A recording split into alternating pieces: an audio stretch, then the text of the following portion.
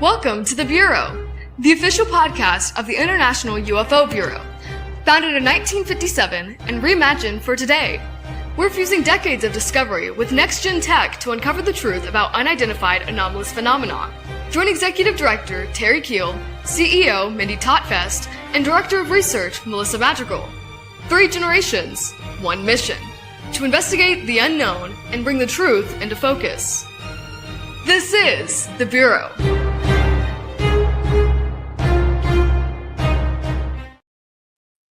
All right, welcome to episode 2 of The Bureau, where 3 generations of us women get together to discuss and investigate the truth behind unidentified anomalous phenomena. I'm Mindy Totfest, and I'm joined by my co-hosts, Terry Lynn Gill and Melissa Madrigal. How are you guys today? Doing great. Yeah, doing really well. Happy to be here. Excited to be here. I know. And I know in planning the show, we were just talking just before going live about what exactly we wanted to discuss today. And I know the first couple episodes, we wanted to dive in and let the listeners get to know us a little more. And part of that is letting them get a kind of peek behind the curtain of the Bureau itself and our beginnings. So I wanted to dive into that to start off and give people kind of an idea. One of the things I know Melissa has seen as well on social media is people going, "Who the heck are you guys? Is this some a lot of it. fly-by-night?" What all have you seen, Melissa?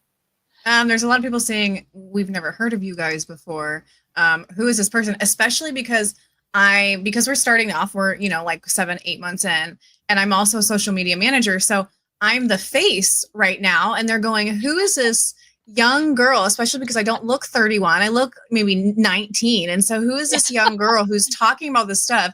Who are the people that she keeps talking about? Where are they? So, and then I can't find a lot of stuff online about you guys. And so I've had to respond saying, this is a newly refounded company from Hayden Hughes, and people are slowly starting to recognize who we are, but there's been a lot of questions.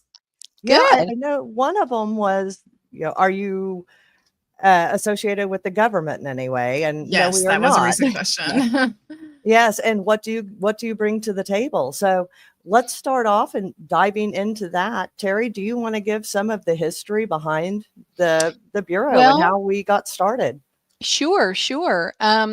So I have a couple little things I wanted to share here. So our actual vision, and I'll read it so that it's not redundant. You know how I tend, being the baby boomer, I tend to be the one to rabbit trail.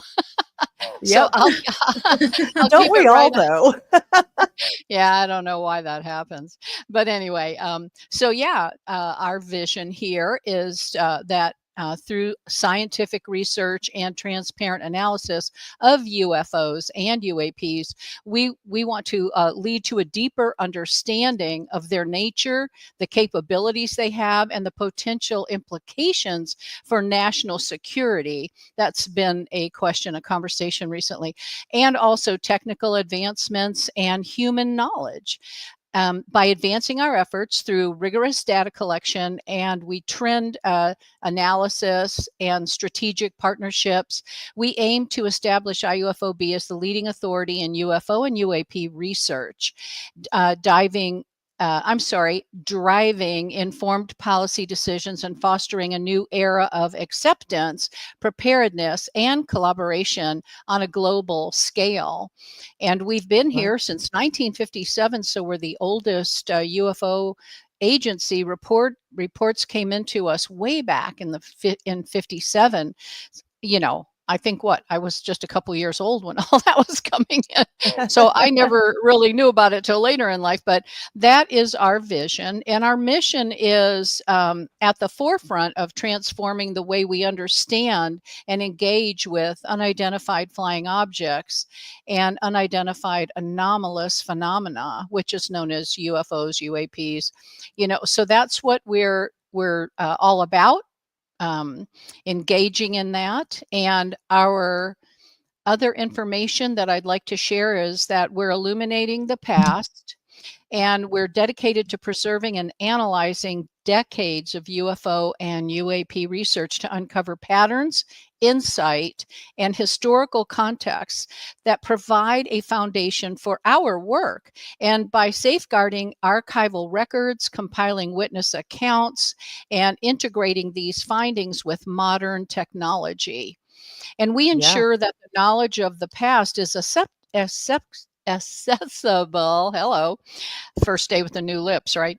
And very valuable for advancing understanding today. So basically, that is who we are. This is what we are very passionate about, even though I can't talk to save my life here tonight. I don't know what's going on there, but Well, I but appreciate you sharing that, because that's kind of the vision that we came together to create whenever we first started laying the foundations again at the end of last year. So Right. to take us back, in 1957, there was a young guy named Hayden Hughes, and he was so interested in UFOs. He was a teenager, and what kicked all this off, what became the International UFO Bureau, he was, I believe, 13 or 14, and he wrote a letter to Nikita Khrushchev, and who was the premier of Russia at the time during the Cold War, and said, "Hey, do you have any pictures of the dark side of the moon?" And he wrote him back. He literally, Nikita sent him He a whole did. package. And I actually have a little booklet behind me where it shows the pictures that they took, the Russian space program took during that time. And they sent it to this teenager out here in Oklahoma City. So what ended up happening is the FBI got involved. They're wondering why someone Who in is this Oklahoma kid? City, they didn't even know he was a kid at the time. They said, why is somebody in Oklahoma City receiving a package from Russia, from the leader of Russia? And so they knock on the front door. Well, Hayden's mother answers the door and she said, "Can I help you? Here's all these men in black, in their suits." And I can't they even said, imagine. I know. Well, I've got a 16 and 18. I cannot imagine if the FBI showed up at my door looking for them. Like, what have you done now? Yeah, And he exactly. was so young. So they said, "We need to speak with Hayden Cooper Hughes, please." And she said, "My son?" He's over here. Like, "Hayden, what have you done?" So it ends up being, oh, hello. For Big Bang Theory watchers, it's almost like the UFO version of Sheldon. Yeah. Probably. So that's what started his passion. He was always interested, and he started this program of writing to astronauts, dignitaries, different embassies around the world, and getting their insight on the Right. UFOs and what people were seeing in the skies. I actually, one of the things hanging up, I think over here on the wall behind me, is a letter from Terry, who is it? President, are we talking about No, Eisenhower? that's not from Jimmy Carter. That was I'm sorry, I can't see it. Warner sorry. von Braun. I Oh, just blanked Warner. on his name. Okay. Yeah. Yes, Warner von I'm Braun. sorry. And of course, he's denying. I don't believe in any of that stuff, but it's an actual handwritten letter from Warner That's right. talking about his thoughts on UFOs back in that time. There's even Right. things within our archives from astronauts who later came forward with their own Right. sightings, who at the time were still denying it. So, Right. And basically he inspired so many people. This young man had such a calling. He was really like divinely appointed for this, and brilliant. He really was a brilliant kid. And he started it off. He started off holding meetings, getting information, and he was doing it all himself because he was passionately driven for truth. That is what I love the most about Hayden and all that he has done. And so many people, adults, followed in his footsteps. Well, he was just a young man he getting laid the started. groundwork. He teamed up with a young man named James Maney, Right. who ended up going into the Air Force and was a good connection for him with the Air Force. So Right. there's things in our archives from the Condon Report, from Project Blue Book, from Mhm. I have the entire Project Grudge. I believe it came off the shelves of Right Pat directly. It's not a photocopy. No. Someone gave Mhm. this to Hayden. So Mhm. he was very dialed in. Melissa, Yes. I know you've been going through the archives, and that's one thing we're working on right now is getting them all sorted. And Melissa Yeah. has you've put in Oh a my lot of goodness. work already. Do you She's want like to share? she's like a Hayden Hughes again. We've got another one. Yeah. Diving into the IUFOB records has been actually incredible. There has been some truly amazing pieces of history in there. We're talking like rare case files, forgotten investigations, and details that connect dots in ways that I don't think that we expected. And every time I open a new file, there's something that makes me stop and go, wow, this changes the way we look at the bigger picture. If you've experienced or remember anything unusual yourself, share that with us, because you never know what piece of the puzzle you actually might hold. Right. You know? Yeah. It's Right. amazing. Well, and that's the incredible thing of going back through it is connecting those dots. We start seeing trends. And with what we're doing today, the new iteration of it is trying to infuse AI and machine learning to Yes. pull some of those deep trends Mhm. from across all time. I mean, one of the initiatives that we're working on is working with the indigenous communities to Yes. gain better insights from their traditional stories and how that impacts our understanding today. And even Right. using that then to inform law enforcement and first responders who Right. at the time are first on the scene with any mass sighting event. We saw that down with the Stephenville lights and with the Yes. Phoenix lights. And Yes. there's been several big ones, the Miami Mall. How do you respond? Are these things a threat? We have to know. We have to start understanding who is controlling what in the skies and if they mean us any harm. So that's Mhm. where the national security side comes into play. And I'm very thankful that we have some very brilliant men and women on our team that are able to identify from their professional experience. I Okay, this know. is more than likely ours. I'm under an NDA. I can't say much, but I wouldn't worry about this. Or, Yeah. yeah, this is something different. Yeah, Yeah. I would get on this. And so we're working with several different communities within the Bureau. And I think that's a lot of what Hayden had imagined whenever he had it up and running in the glory days. He had millions of listeners to his radio show. And it blew me away that people did not know who he was. Even myself growing up here in Oklahoma City, right here with him, I went to the same VOTEC that he taught at. Isn't that And amazing? yes, we crossed paths, and I didn't know of his work until after he had passed. Right. So it was in my exploring more about the history of Oklahoma sightings that I came across his name multiple times. And whenever I reached out to try to contact him, it's when I found out that he had sadly passed away in 2017. Mhm. But what came of that was I ended up connecting with his widow, Bonnie Countess Hughes, and she is a doll. She actually Oh. lives about a mile away from me. Yeah. And she's just, I don't know, there's something about Oklahoma people that you just love. And she's one of these where she just instantly felt like family to me, like one of my aunties or something that I grew up with. So it was instant with her. And she said, honey, Hayden would want you to have these and, make them available to the public. And I said, okay, well, I'll be doing that, because before that they were sitting in a storage unit. So that's Right. one of the main goals that we're working towards, is getting the archives up and available to the public, and then also using that for the trend analysis. So there's several different moving parts to what we're doing. So do you guys have anything else to add in there, or are we ready to dive into some of the questions we had? It's pretty covered. You did a great job. Yeah, you did. That was great. We do have Joe Fox asking us about encounters. Can they be manifested by individuals?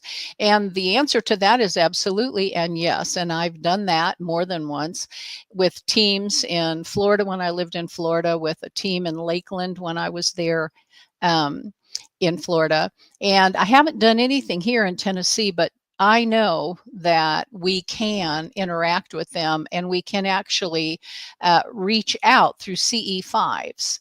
And I know that's really a questionable thing, but I've had a life of experiences, and I'm not saying that I can do it like nobody else can. Many people can do this that have had experiences. And like the time I was coming home from Tampa, I immediately knew I was in the presence of a craft.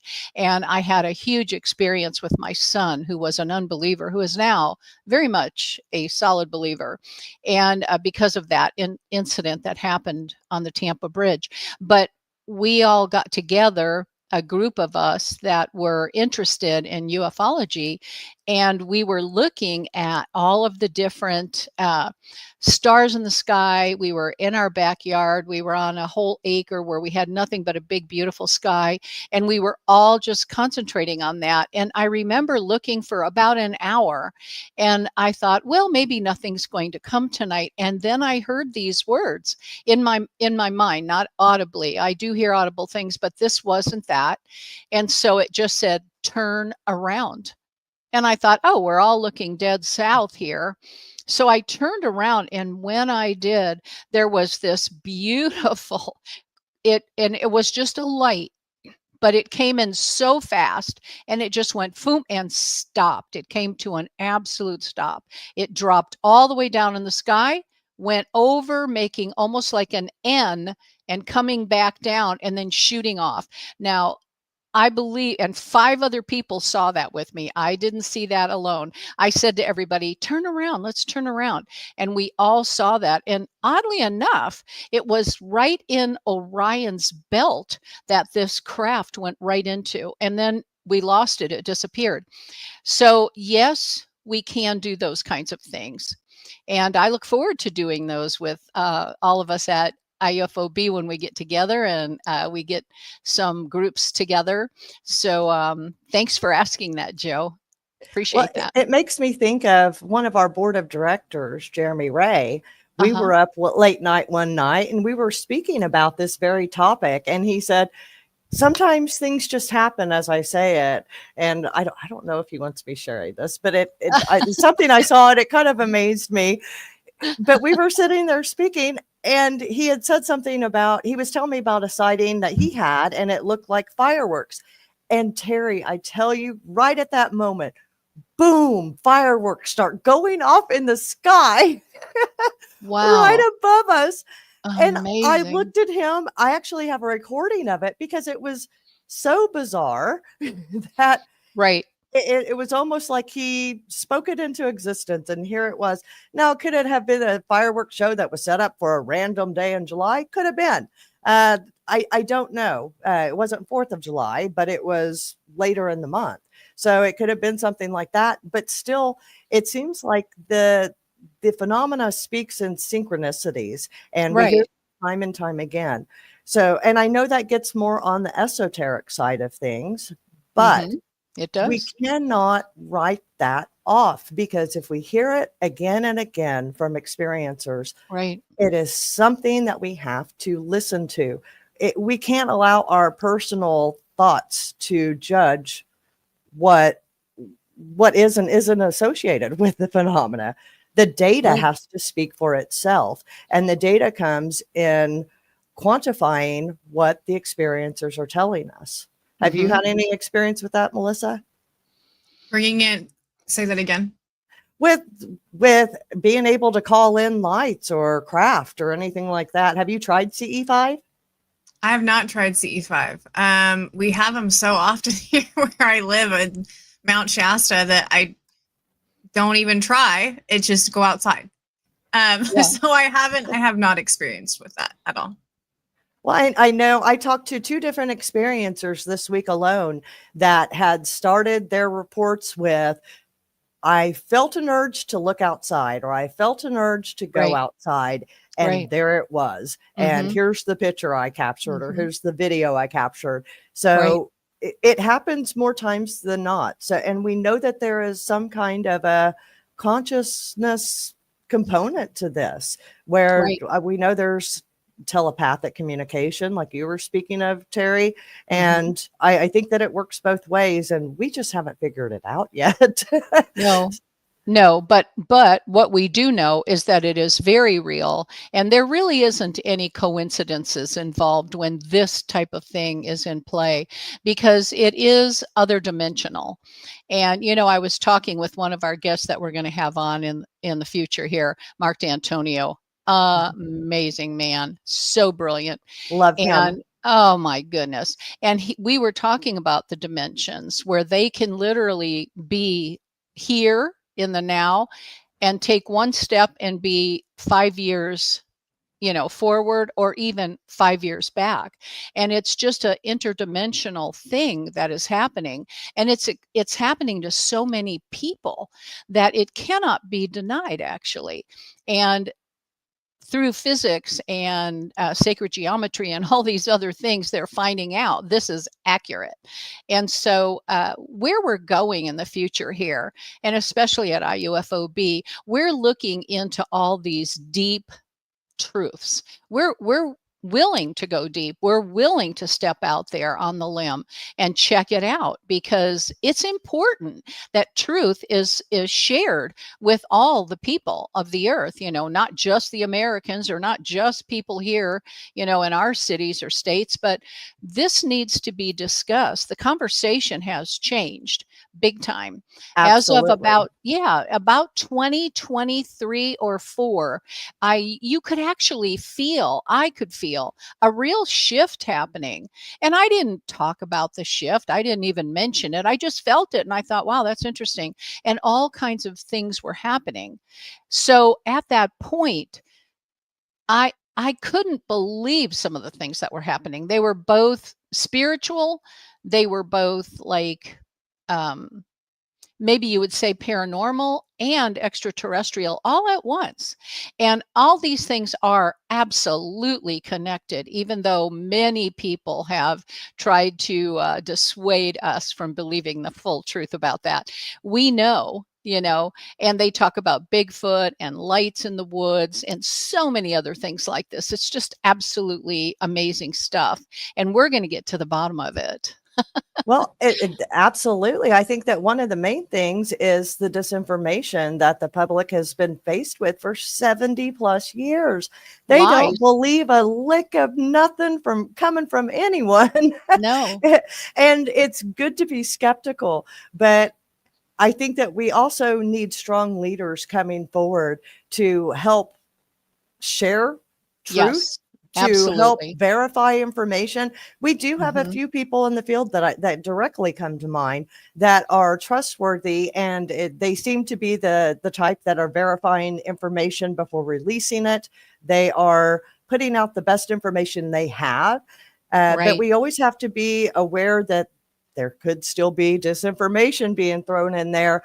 That's why I keep going back to the data and really trying to understand the phenomena from that aspect, because we have so Right. many tools at our fingertips today that weren't even available 5 years Right. ago. Exactly. The Mhm. government has, I'm sure, secret programs that they have been utilizing this technology to better understand the phenomena. But guess what? They're not sharing it with us. They're not Right. sharing it with the American people.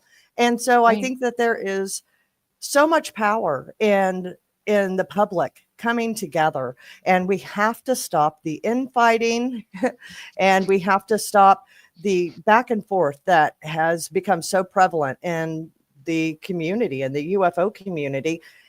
uh, People that are not part of the community, that aren't actually in doing investigations, they don't see the ugly side, I don't think. They don't see what really goes on in the background, and all the stuff that we have to put up with from naysayers and even those within the community fighting for trying to, get the jump on the latest story, or getting their face out there, wanting to be the next celebrity, or any, number of motivations people may have. Mm-hmm. We have to get past all of this and be adults. Let's come together and work together, or else we're never going to figure this out. And I think that that's part of what our government is counting on, is the disarray and the infighting, to just keep people separated and keep information from connecting the dots. And again, that it leads me back to the archives, bringing that up, that information that could have been lost to history. Oh my We're goodness, able to now use it and be able to inform our current positions based on what we know from then. Some of the things, Melissa, I forget what it was you were telling me. You had found something in there that Hayden had discovered way back when. And we were just talking about if that was a possibility. Do you remember what I'm talking about? The Condon report? Yes. Maybe it was within the Condon. Yeah, there was a bunch of things that were buried within that, and that it was true. And basically the higher ups, aerospace actually was the one that decided to squash the whole thing. So that was a very interesting find. So let's turn the conversation here. One of the things that people keep asking or posting on some of our posts is, do I have to go to work tomorrow? Do I still have to pay my bills? Why does this matter? Yeah, a lot of the millennials I hear are saying that stuff. Oh boy. Yeah. Well, you millennials have been through hell and back, Melissa. Yeah.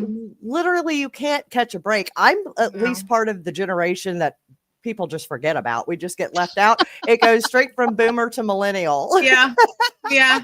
I think right now, within all of this, public trust is at stake. Mm-hmm. We're in a moment where momentum around disclosure is higher than it's ever been, but that also means that there's a higher risk of misinformation and sensationalism. Hidden agendas, yes, is just as high. If Words are hard sometimes. Right, they are. If this wave isn't handled with precision and integrity, we could lose the very credibility the public is finally starting to extend to this conversation. So for us as a team, I feel like that shapes everything. That means every decision, from how we collected data to how we're sharing it publicly to the language we're using, has to be intentional. We're not just documenting the phenomenon. We're helping set up a standard for how it's investigated and communicated. And if we get it right, we not only move research forward, but we also build a foundation of trust that will outlast any one news cycle.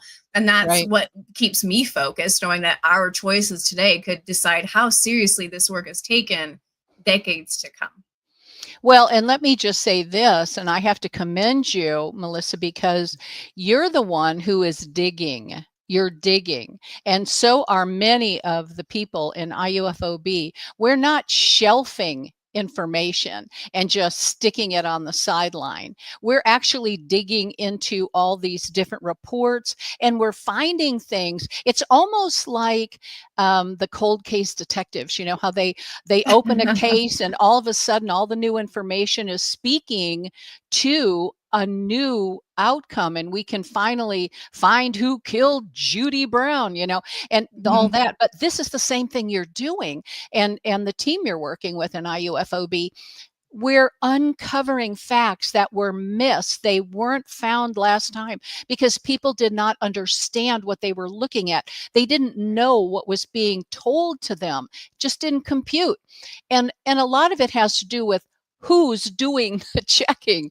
And I feel like IUFOB is in amazing hands with the team that you've got, Melissa. And it's just, I feel honored to be with the team that I'm working with, because I can go through my data and go, oh my gosh, and then recheck to make sure that what my calculations are right. But then I get to bring it to people who have worked with this data, people from NORAD and NASA and all over the place. They can go and confirm that what my math is showing is accurate. So the team has been, it's phenomenal.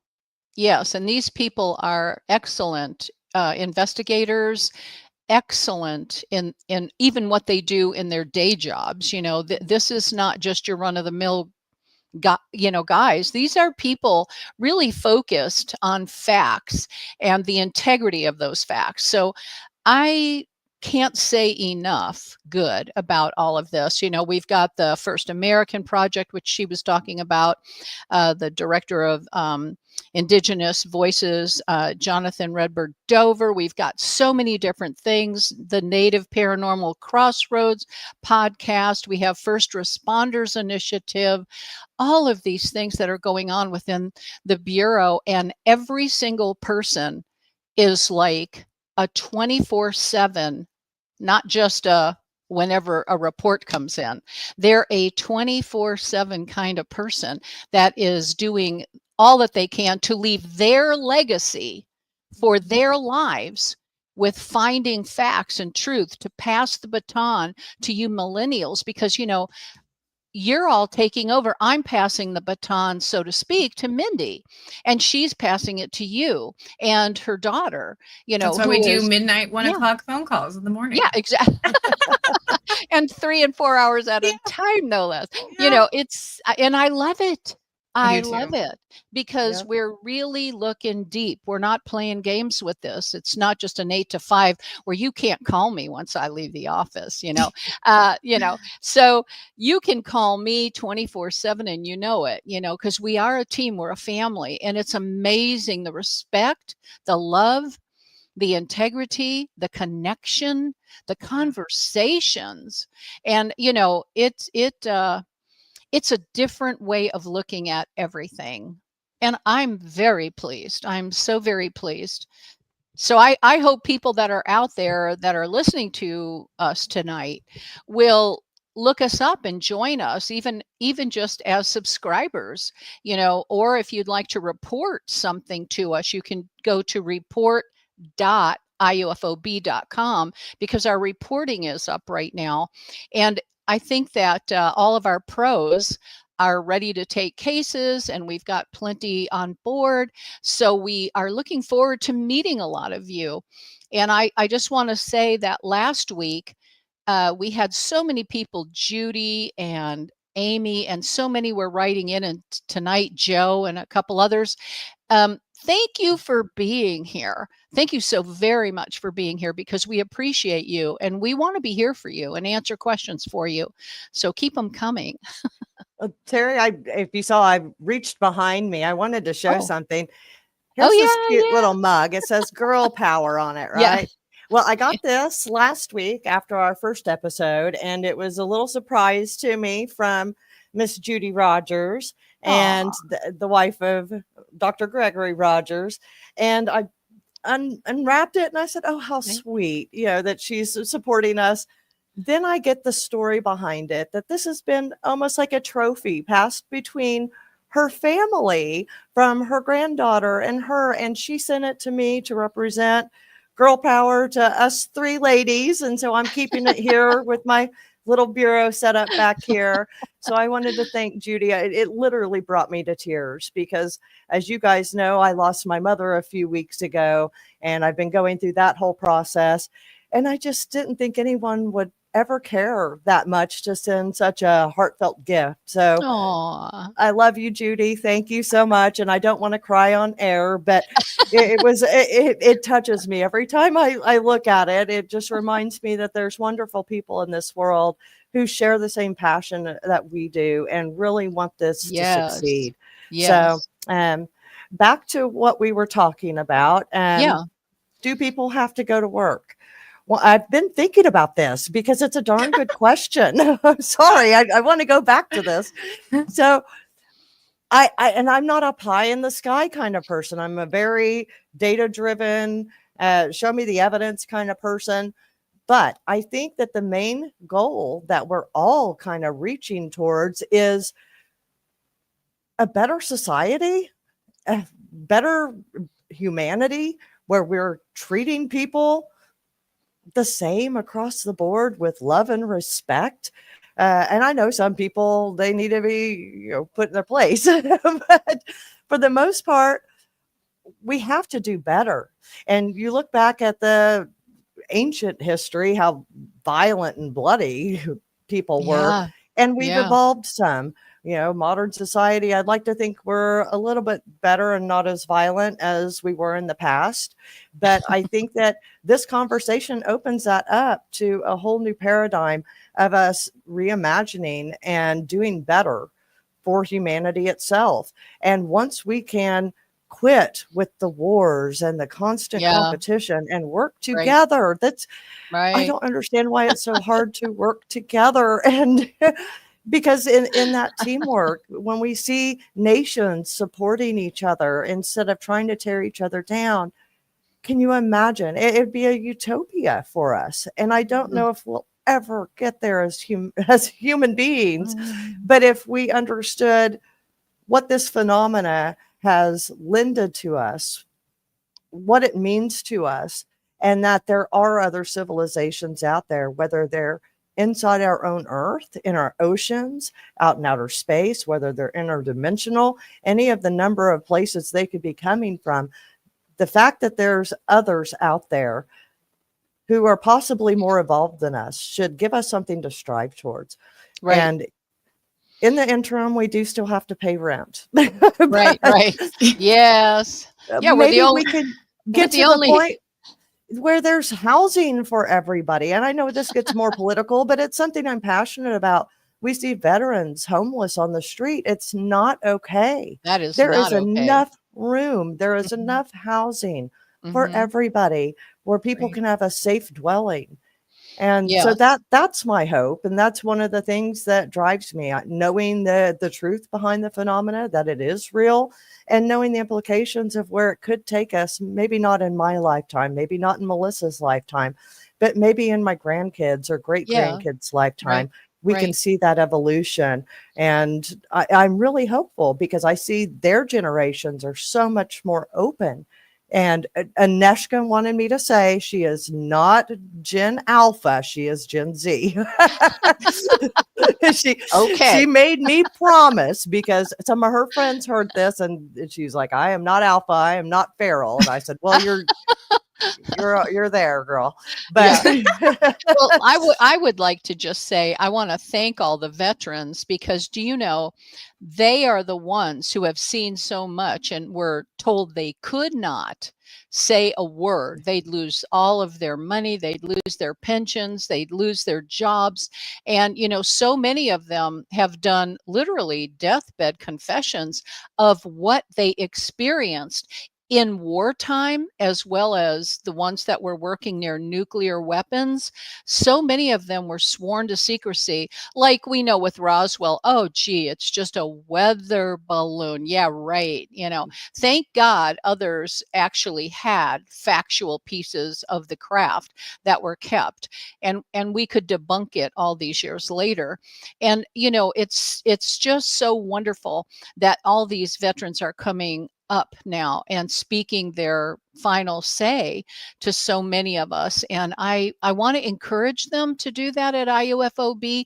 Share what you know. It will be part of your legacy, part of the history of what has happened in our world, because these things, these interactions with extraterrestrials, UFOs, even the spiritual interactions, these are all things that document so that we can inform our children, our grandchildren, and greats what's possible here.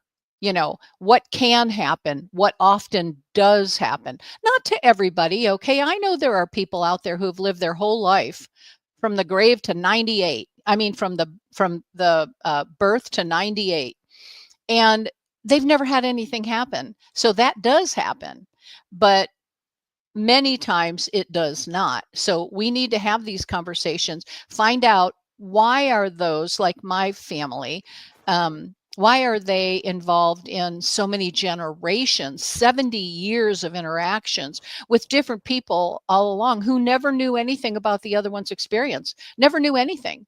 So this is interesting, and there's a reason for all of this. And again, like I've said many times, we do want to discuss all of this, and we'll have people on in the future. We have so many great people that are coming on next week. we have Dr. Gregory Rogers, and I can't wait for us to talk to him because that man is just astounding. He's a whistleblower, I'm not going to go into it all. He's just taken off. He's Oh, been on he all is kinds of amazing. stuff now. They're flying Mhm. him all around, and Yes. he had no idea. I remember when he first came to me, and we'll talk about this more next week, but it was, again, bringing up Judy, his wife. She said, why don't you talk to Mindy Totfest? She'll lead you through the process and keep it confidential. And I said, well, look what's happened, Greg. Instead, you're on all these podcasts, and you've had all kinds of newspaper reports and everything, and spoken at places around the world now on what you've seen. So one of the things, though, about some of these whistleblowers coming forward that I want to mention is these people are patriots. Yes.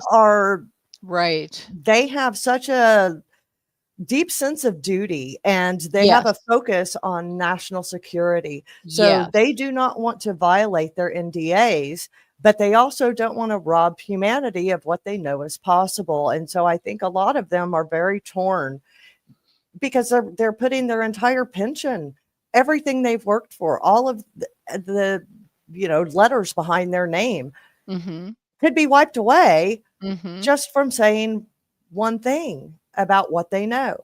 And that was something that Greg struggled with. And he said, the one reason I'm coming forward is because I didn't see anything saying classified on this.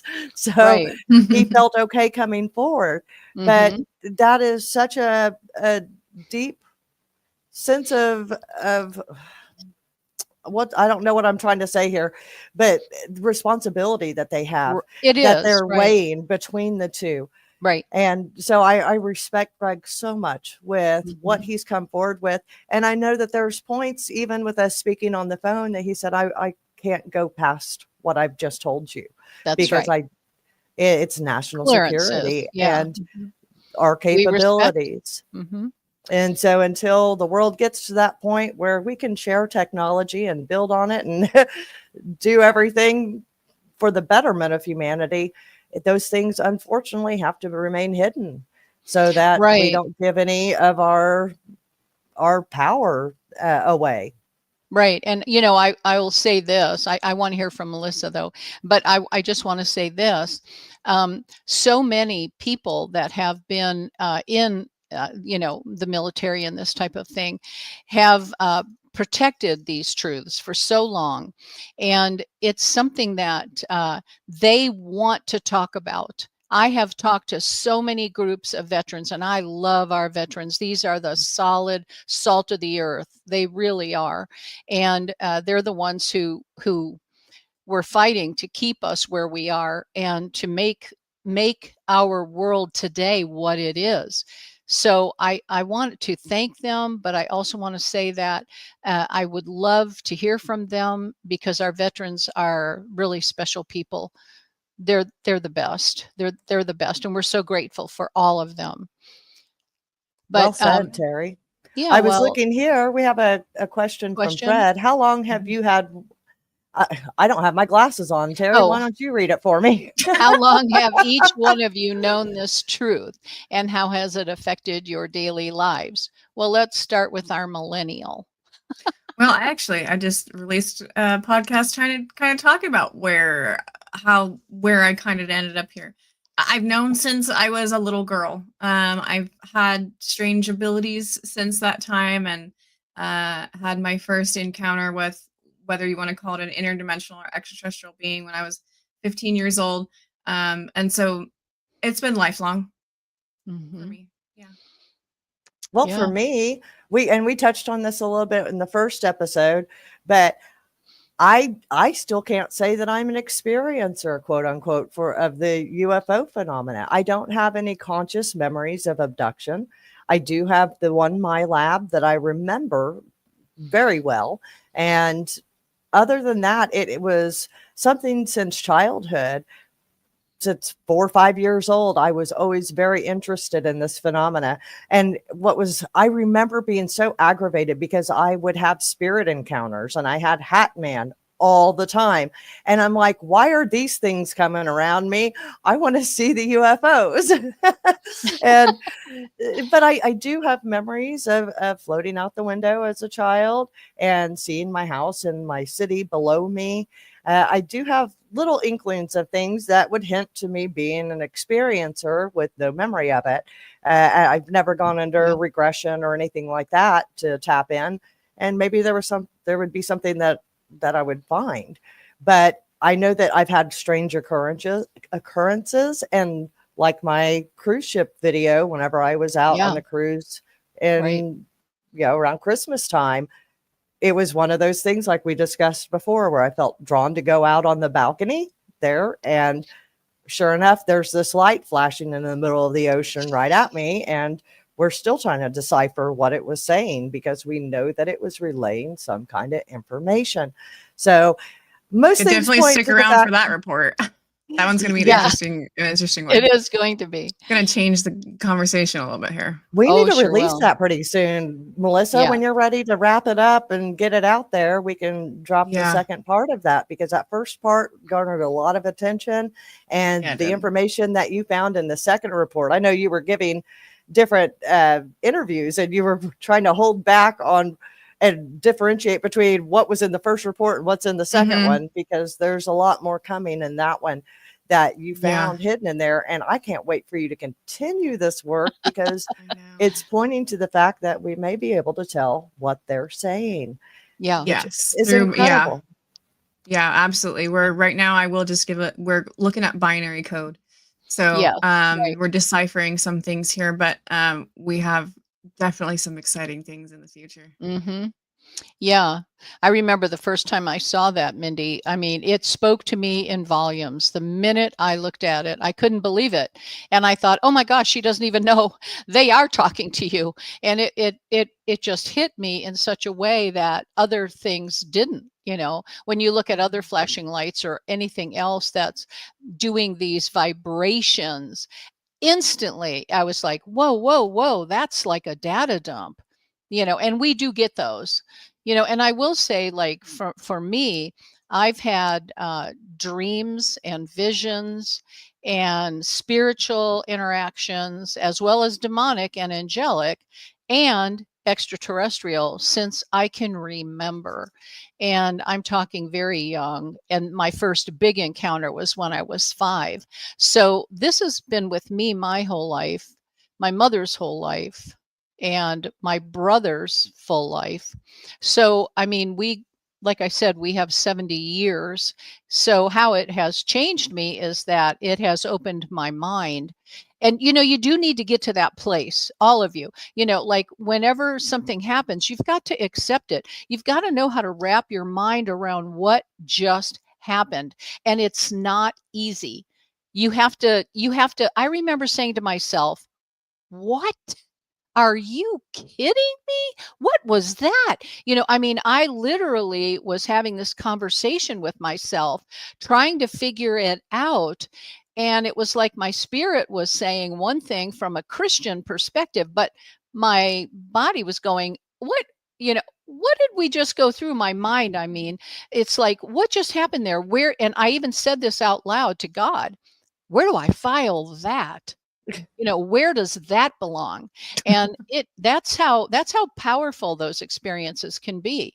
You know, Terry, I feel like you're mentoring directly to me right now, because I have a dissonance almost in my mind. And one of the questions, we haven't even touched our questions that we had laid out and what we were going to discuss, but yeah, well, you know, we can still get there. We've got like 5 minutes, Terry. Oh, okay. Talk fast. Between us and how we 13 minutes. talk. Yeah. But I think, well, one of the questions that we had was, how is your life experience related to what you're doing now? And I think that that's a good question for how I kind of process the encounters that I've had, because I'm so much on the nurse side. I want my evidence. I want my facts. I want it all laid out. I have no problem listening to others and believing them. pull out. Right. But whenever Mhm. something happens to me, I'm like, nah. and, and so I feel like you say you've just got to come to terms, and Yes. maybe so. I really think that probably a regression would be good to tap into things that I think have been put to the back of my mind. I, Absolutely. as far as like near-death experience, we know I wrote the book Dying to Meet Them about my encounter on the other side, where I actually met non-human intelligence. And I came back with a whole different understanding of where we live and our whole environment. But Yeah. that was no problem to integrate. Well, it took about 2 years for me to tell my husband about it and start talking Right. about it, because he was a Southern Baptist minister at the time. And I knew where I went, and I didn't go where I was expecting. It was more the emotional, trying to process what I had been through. But with the UFO phenomena, it's just like, is that it? Or could there still be? Is there still a percentage of chance there that we can explain what I saw? I never want to put something out to the public from myself that's explainable. And I'm Right. still waiting, Melissa, even after all of your research, all of the stuff you put into it, I still am just waiting for someone to go, that was a buoy. No way, that was a You buoy, know, 100%. No, it wasn't a there's buoy. still that No. No. little bit in the back of my mind that could this still be proven as something? And if it I think Yes. is, that's okay. human. I think it's human. I mean, look at we were raised how many decades and decades to believe that things are not real when they are. And so I think it's just almost in our DNA to think that some of these amazing things aren't real. You Right. know? It's difficult for us to wrap our minds around it because they're surreal, and Mhm. it's another dimension introducing itself to us while we're not looking for it. And so the fact that I never went out and looked for anything, it all came to me. That's what was so shocking, and that's what we have to consider. These things happened to us as we were growing up. Like Melissa, you've had it your whole life.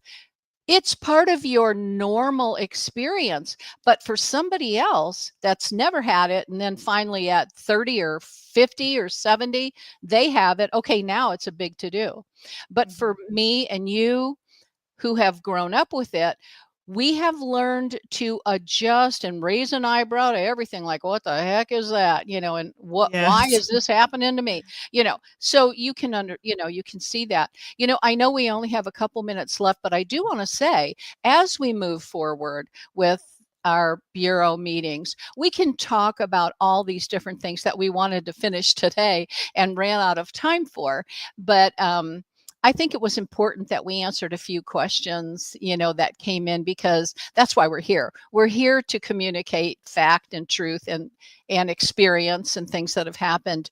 And so in the future, we'll kind of integrate our little stories, and we'll talk about these things because we do want others to be able to ask us questions. So thank Yeah. you all so very much for tuning in tonight and watching. Next week with Dr. Rogers, Greg Rogers. Trust me, tune in. It is going to be amazing. He is, I mean, we could talk to him for hours and hours on the phone, and it's hard to hang up.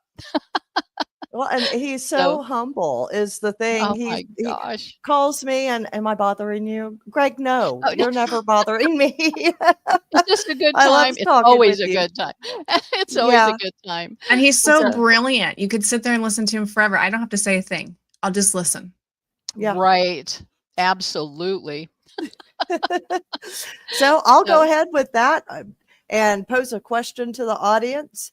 Do you think younger generations will lead disclosure, or is it up to all of us working together?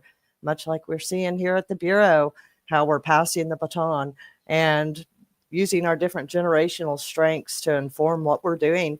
Terry always brings the wisdom. Melissa, you're always bringing the innovation, and it's a powerful thing seeing all of this come together as we continue to build the Bureau, as we continue to roll out new things on our platforms. And hopefully within a year or so, we'll have everything up and completely running and available to the public. So thank you guys so much for being here. Thank you guys for tuning in and joining us here on the Bureau. Visit internationalufobureau.com and follow us on social media to stay connected. Until next time, stay curious, stay courageous, and never stop demanding the truth. Amen. Thank you for joining us today on The Bureau. For exclusive content, follow the International UFO Bureau on Instagram, TikTok, and Facebook. From yesterday's sightings to tomorrow's revelations, be sure to tune in next time right here only on KGRA, Sundays at 7 p.m. Eastern.